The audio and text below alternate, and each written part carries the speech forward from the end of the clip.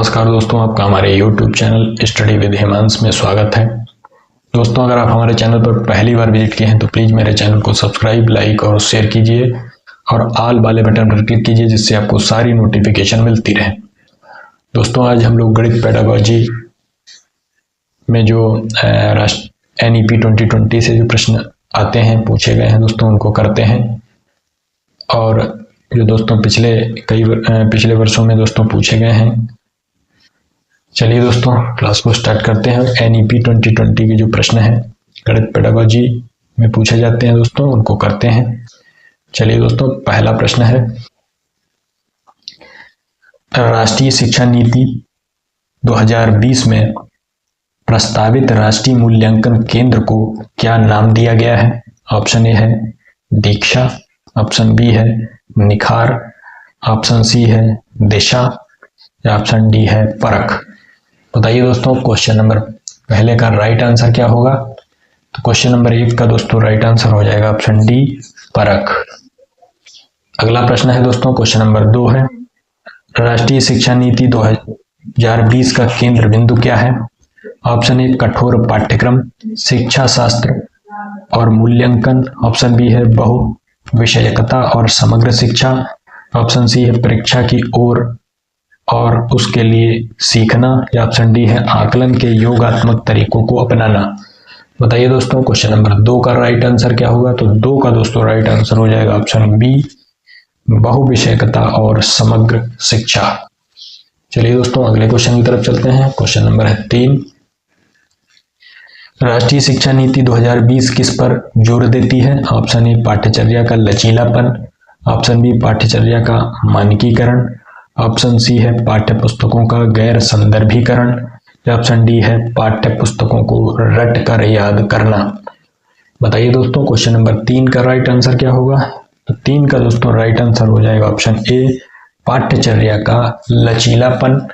चलिए दोस्तों, अगले प्रश्न की तरफ चलते हैं।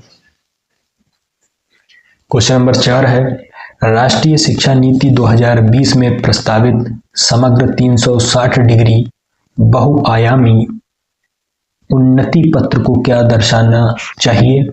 ऑप्शन ए विद्यार्थियों के प्रदर्शन की दूसरे प्रदेशों में विद्यार्थियों के अंकों से तुलना, ऑप्शन बी विद्यार्थियों की संज्ञानात्मक, भावात्मक व मनोगत्यात्मक आयामों में प्रगति, ऑप्शन सी विद्यार्थियों की संज्ञानात्मक क्षमताओं के अनुसार सही पहचान कर 8 बिंदु श्रेणी पैमाने पर नामांकन, या ऑप्शन डी विद्यार्थियों के अवधारणाओं में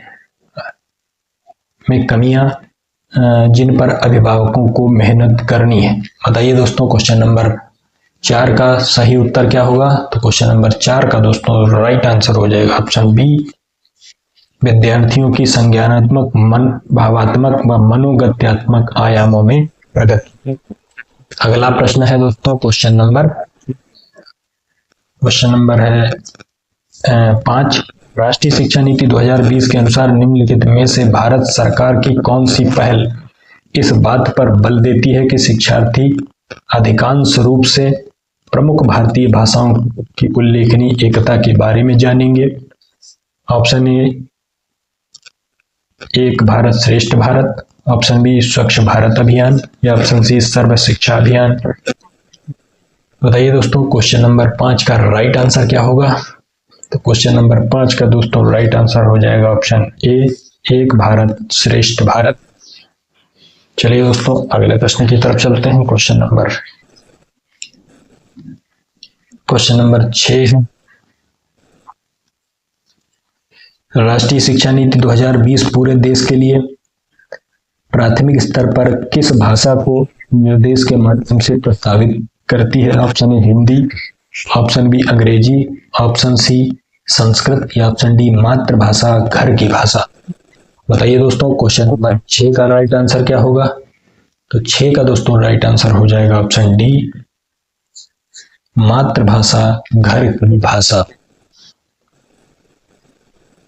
अगला प्रश्न है दोस्तों, क्वेश्चन नंबर 7 है, राष्ट्रीय शिक्षा नीति 2020 में प्रस्तावित बदलाव है। ऑप्शन ए मानकीकरण से लचीलापन, ऑप्शन बी है रचनात्मक मूल्यांकन से योगात्मक मूल्यांकन, ऑप्शन सी है संरचनाओं की समझ से परीक्षा के लिए सीखना, या ऑप्शन डी है बहु विषयकता से कठोरता। तो ये दोस्तों क्वेश्चन नंबर 7 का राइट आंसर क्या होगा? तो 7 का दोस्तों राइट आंसर हो जाएगा ऑप्शन ए मानकीकरण से लचीलापन। अगला प्रश्न है दोस्तों क्वेश्चन नंबर 7 है, राष्ट्रीय शिक्षा नीति 2020 के अनुसार अधिगम डैश होना चाहिए। ऑप्शन ए वेधन और अभ्यास पर आधारित, ऑप्शन बी अन्वेषण प्रेरित खोज उन्मुखी, ऑप्शन सी पाठ्य पुस्तक और शिक्षक केंद्रित, ऑप्शन डी परीक्षा के लिए सीखने की ओर उन्मुख। बताइए दोस्तों क्वेश्चन नंबर 7 का राइट आंसर क्या होगा? 7 का दोस्तों राइट आंसर हो जाएगा ऑप्शन बी अन्वेषण प्रेरित और खोज उन्मुखी। अगला प्रश्न है दोस्तों क्वेश्चन नंबर 8, राष्ट्रीय शिक्षा नीति 2020 किसकी ओर बदलाव का प्रस्ताव रखती है? ऑप्शन ए यह सीखना कि कैसे सीखना है, ऑप्शन बी रटकर सीखने की प्रक्रिया, ऑप्शन सी पाठ्यक्रम सामग्री में वृद्धि, या ऑप्शन डी मानकीकरण। बताइए दोस्तों क्वेश्चन नंबर 8 का राइट आंसर क्या होगा? तो 8 का दोस्तों राइट आंसर हो जाएगा ऑप्शन ए यह सीखना कि कैसे सीखना है। क्वेश्चन नंबर 9 है दोस्तों, राष्ट्रीय शिक्षा नीति 2020 किस पर बल देती है? ऑप्शन ए परीक्षा के लिए पढ़ना, ऑप्शन बी स्मरण आधारित शिक्षा, ऑप्शन सी वेधन और अभ्यास, या ऑप्शन डी समप्रत्यय समझ। बताइए दोस्तों क्वेश्चन नंबर 9 का राइट आंसर क्या होगा? तो 9 का दोस्तों राइट आंसर हो जाएगा ऑप्शन डी समप्रत्यय समझ। क्वेश्चन नंबर 10 है दोस्तों, राष्ट्रीय शिक्षा नीति 2020 बहुभाषिता, ऑप्शन ए को बच्चों के सीखने में एक रुकावट की तरह देखती है, ऑप्शन बी को कक्षा में पूंजी के रूप में देखती है, ऑप्शन सी शिक्षण अधिगम की प्रक्रिया को एक अनावश्यक जटिलता के रूप में देखती है, या ऑप्शन डी समावेशी शिक्षा में अवरोध के रूप में देखती है। बताइए दोस्तों क्वेश्चन नंबर 10 का राइट आंसर क्या होगा? 10 का दोस्तों राइट आंसर हो जाएगा ऑप्शन बी को कक्षा में पूंजी के रूप में देखती है। चलिए दोस्तों आज का लास्ट प्रश्न, राष्ट्रीय शिक्षा नीति 2020 के अनुसार विद्यालयों में मूल्यांकन का अभिरूप डैश से डैश होना चाहिए। ऑप्शन ए योगात्मक रचनात्मक, ऑप्शन बी रचनात्मक योगात्मक, ऑप्शन सी अधिगम रटकर याद रखना, या ऑप्शन डी लचीले उपागम कठोर मानकीकृत परीक्षण। बताइए दोस्तों क्वेश्चन नंबर 11 का राइट आंसर क्या होगा? तो क्वेश्चन नंबर 11 का दोस्तों राइट आंसर हो जाएगा ऑप्शन ए राष्ट्रीय शिक्षा नीति 2020 के अनुसार विद्यालयों में मूल्यांकन का अधिगम योगात्मक से रचनात्मक हो जाना चाहिए। चलिए दोस्तों आज की क्लास आपको कैसी लगी? क्लास अच्छी लगी हो तो प्लीज मेरे चैनल को ज्यादा से ज्यादा सब्सक्राइब कीजिए और लाइक और शेयर कीजिए दोस्तों। चलिए दोस्तों मिलते हैं अगली क्लास में, तब तक के लिए जय हिंद जय भारत।